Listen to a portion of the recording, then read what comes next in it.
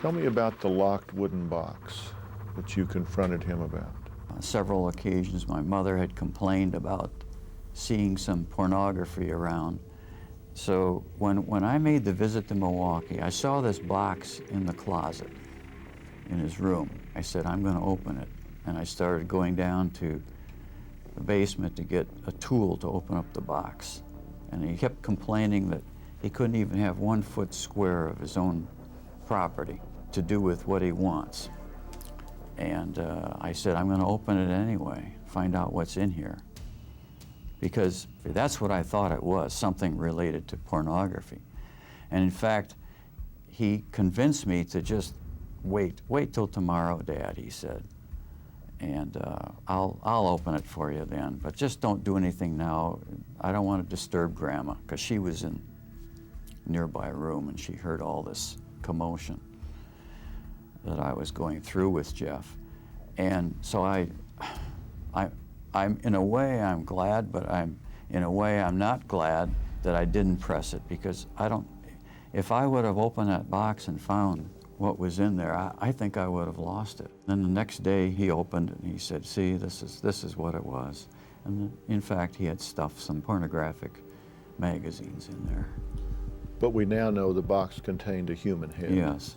And it would have stopped. And I said, well, what would you have done, Jeff, if I'd opened it? And he said something like, the jig would have been up. Just something non-emotional, non-committal. More lives would have been saved. so, Bob, this is straight from a horror genre script, right? Yes, this is very much a horror movie kind of thing. The big difference is, in horror movies, whether it's Michael Myers or Freddy Krueger or whoever, they kill fictional people, and those fictional people have fictional relatives. Here, we've got a story which has affected all kinds of people who are still alive and who are still able to see this.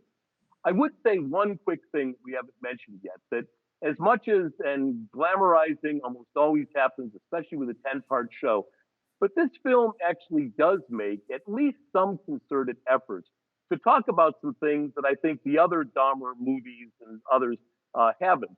And that is this idea of, how did he keep getting away with this? Why were the police responses to people who kept calling as bad as they were?